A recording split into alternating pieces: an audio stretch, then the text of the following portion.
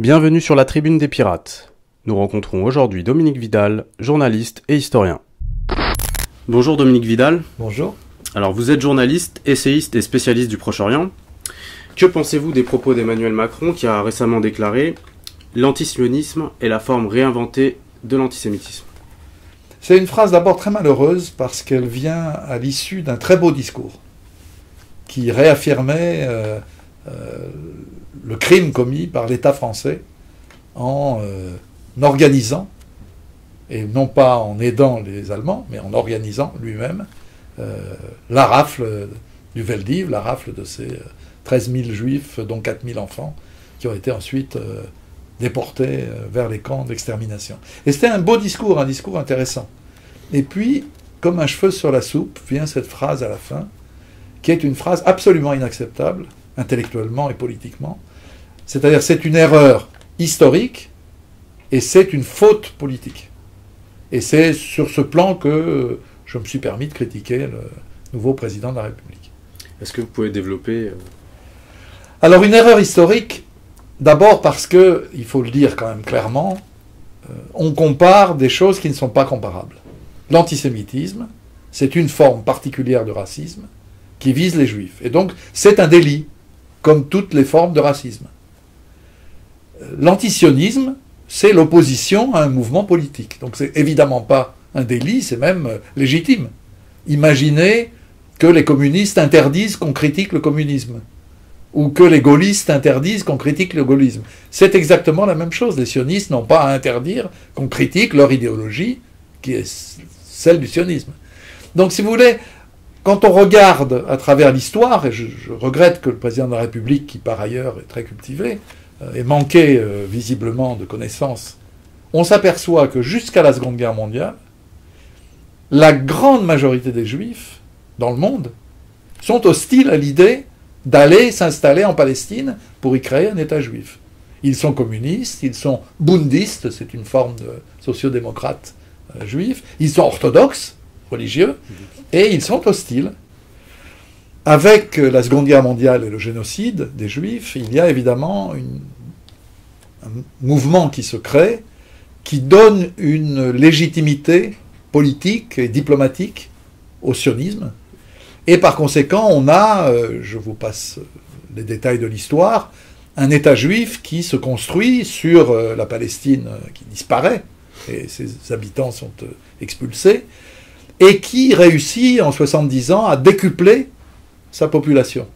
Seulement, même décuplée, cette population reste minoritaire par rapport à l'ensemble des Juifs dans le monde. La majorité des Juifs ne vivent pas en Israël, mais dans leurs pays respectifs. États-Unis, France, voilà. Notamment. Plus, on a 1 million de Juifs israéliens considérés comme citoyens par les autorités israéliennes, qui ne vivent plus en Israël. Les démographes appellent ça « the million missing », le million qui manque. Et encore plus que cela, on a beaucoup d'Israéliens qui s'interrogent sur leur présence là-bas. La meilleure preuve, c'est que des centaines de milliers d'Israéliens se sont procurés un second passeport européen pour pouvoir, le cas échéant, s'exiler. Et puis, quand on regarde, par exemple, l'immigration des Juifs français ces dernières années, il est frappant de voir qu'une partie d'entre eux reviennent. Entre un tiers et la moitié, on ne sait pas exactement, il n'y a pas de statistiques officielles. Donc, ce serait risible de dire que ne pas être sioniste ou être antisioniste, c'est être antisémite, parce qu'à ce moment-là, une majorité de juifs, avant-guerre et après-guerre, pourrait être qualifiée d'antisémite. Vous voyez bien, c'est absurde. Mais dans le milieu pro-palestinien, vous avez pas mal de militants qui sont aussi d'origine juive. Et donc, bien sûr. Comment peuvent-ils prendre ce genre de propos du président de la République ? C'est des propos offensants. Parce que je sais bien que l'extrême droite juive a pris l'habitude de traiter tout le monde d'antisémite, et notamment les juifs de gauche, les juifs qui souhaitent un État palestinien aux côtés d'Israël, mais ça reste profondément offensant pour quelqu'un qui est d'origine juive, ou de religion juive, ou de culture juive, ou qui simplement a des gens qui ont été déportés dans ses proches, dans ses anciens, l'idée d'être qualifié d'antisémite est absolument insupportable. Il y a là quelque chose qu'il faut bien mesurer, c'est inacceptable. Et ceux qui s'y livrent sont malvenus de s'y livrer. En premier lieu, le Premier ministre israélien, parce que je voudrais quand même préciser qu'après avoir soufflé cette phrase dont j'ai dit ce que j'en pensais au président de la République, il est parti à Budapest faire des mamours au Premier ministre Viktor Orban, qui lui est un antisémite ouvert, qui mène une campagne antisémite en ce moment contre George Soros, parce que Soros a financé une université libre, qui fait la géographie du régent Horthy. Le régent Horthy, pendant la guerre, a été complice des nazis, et à la fin de son règne, il a participé, organisé, co-organisé le génocide de 600 000 juifs hongrois. Et voilà l'homme que Viktor Orban encense et que Netanyahou, par la même occasion. On a l'impression que chez Netanyahou, le slogan pourrait être « Antisémites de tous les pays, unissez-vous avec Israël ».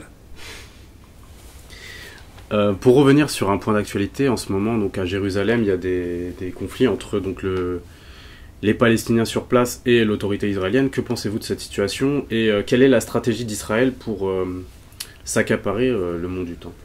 L'idée qu'il faut avoir en tête pour comprendre ce qui se passe, c'est qu'on est depuis quelques mois dans une phase de radicalisation de la politique israélienne. On a au pouvoir un gouvernement de droite et d'extrême droite, dont le but clair n'est pas seulement, ou plus seulement, la colonisation des territoires occupés, mais leur annexion. Naftali Bennett, le chef du parti Foyer Juif, a fait passer le 6 février dernier à la Knesset, au Parlement israélien, une loi qui ouvre la voie à une annexion de l'ensemble de la Cisjordanie. Alors pour Jérusalem, c'est une autre affaire, puisque Jérusalem-Est, la Jérusalem arabe, a été annexée dès après la guerre des 6 jours, en juin 1967, pour être réunifiée avec Jérusalem-Ouest et former la capitale dite indivisible, éternelle, de l'État d'Israël. Ce qui se passe au mont du Temple est d'une particulière gravité, parce que jusque-là, les dirigeants israéliens, même ceux qui ont été responsables de beaucoup d'actes tragiques dans la région, n'avaient pas touché à cette question de l'esplanade des mosquées. C'est-à-dire qu'il y avait, après la guerre de 67, une décision prise par le grand rabbin d'Israël d'interdire à tout citoyen juif israélien de monter sur l'esplanade des mosquées.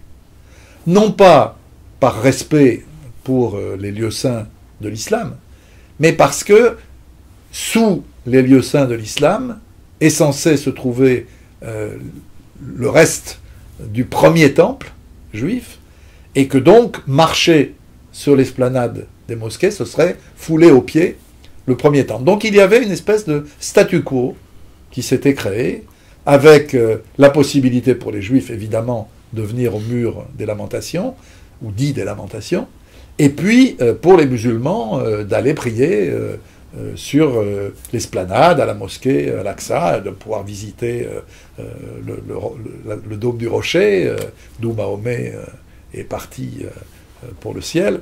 Bref, ce statu quo a fonctionné longtemps.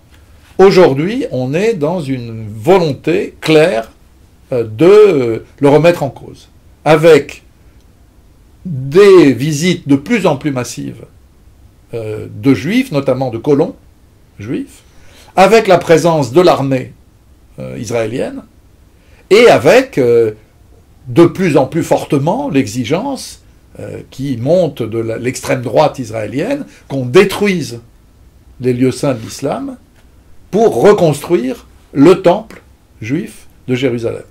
On imagine ce qui pourrait se passer si les autorités israéliennes mettaient ne serait-ce que le petit doigt dans cet engrenage.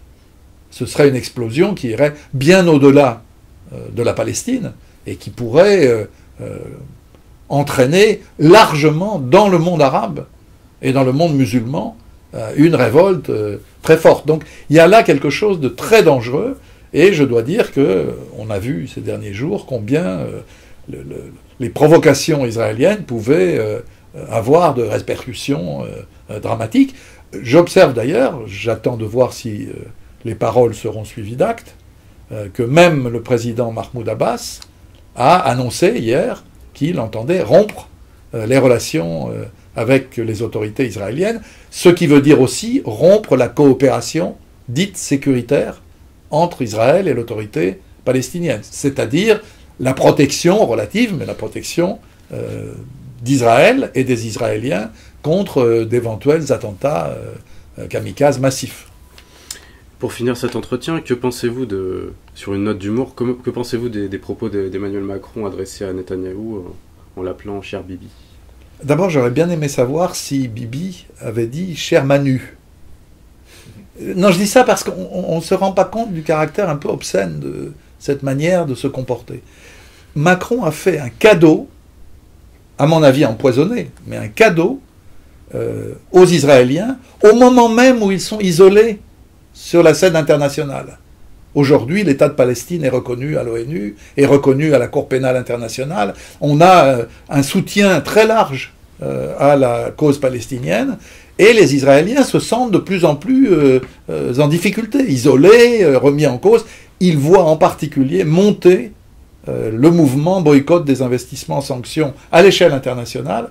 Et quand je dis ça, je ne pense pas seulement au boycott militant, à ceux qui vont dans les magasins et qui refusent d'acheter des produits des colonies ou des produits israéliens. Non, je pense au boycott institutionnel. Aujourd'hui, on a des grands fonds de pension, comme le fonds de pension norvégien, de grandes entreprises, de grandes banques qui se retirent soit des territoires occupés, soit même d'Israël. Ne serait-ce qu'en France, on ne l'a pas dit suffisamment, Veolia s'est désinvesti de l'affaire du tramway de Jérusalem, et heureusement, il était temps. Et Orange a rompu son contrat avec son partenaire israélien. Donc on a ce mouvement-là qui affole l'extrême droite israélienne, et voilà que Macron, au lieu de jouer la carte des pressions sur Israël, dont on sait qu'elles sont indispensables si on veut avancer, ce n'est pas des négociations israélo-palestiniennes qui vont régler les choses, les rapports de force sont trop écrasants en faveur d'Israël, et puis on en a fait l'expérience depuis plus de 20 ans, depuis Oslo. Il faut des pressions.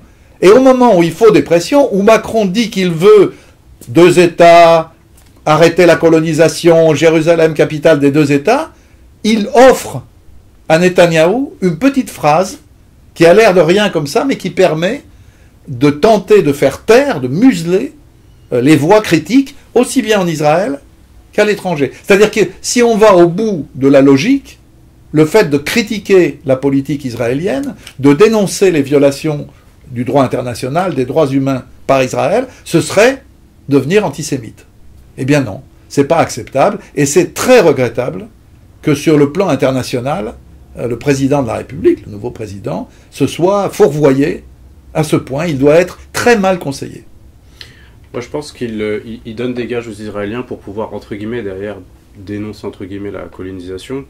Mais tout ça, c'est un jeu de dupes. Et puis, de toute façon, un président... Enfin, je veux dire, j'ai jamais vu un président de la République, notamment française, s'abaisser à ce point. Même François Hollande, qui a été le plus loin qu'on puisse aller, puisqu'il avait, disait-il, un chant d'amour pour Israël et pour ses dirigeants. C'est ce qu'il a dit à Netanyahou et à sa femme il y avait le Premier ministre Emmanuel Valls aussi. Voilà. Mais plus loin que Hollande, personne n'avait été. C'est contraire à toute la politique du général de Gaulle, de Georges Pompidou, de Valéry Giscard d'Estaing, de François Mitterrand, et même de Chirac, en tout cas dans le premier mandat de Chirac.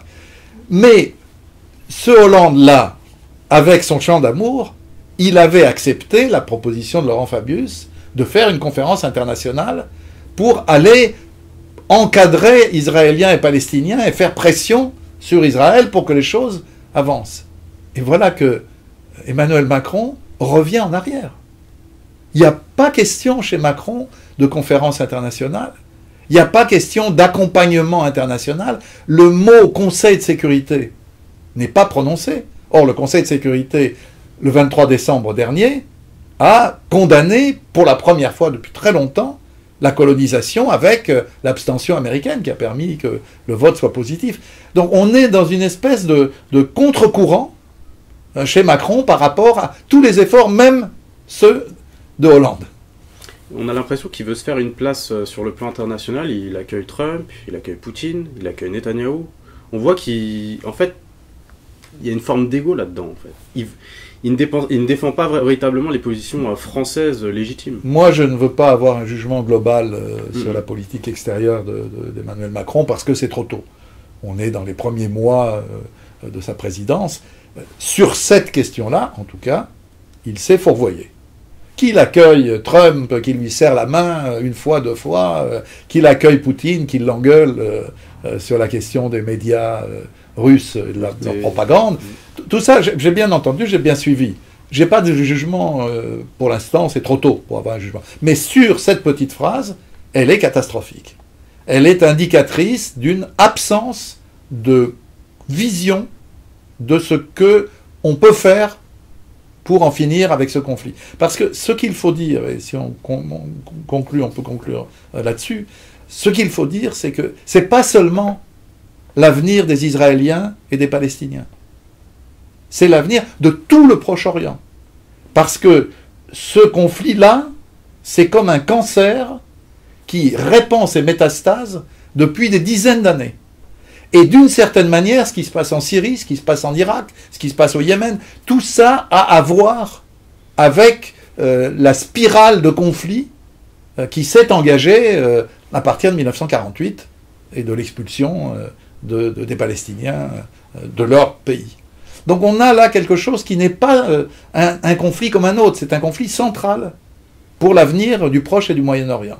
Donc je ne dis pas que apaiser Israéliens et Palestiniens, trouver un règlement de paix entre eux, ça suffira à régler tous les problèmes du Proche-Orient d'une manière, manière magique. Bien sûr que non.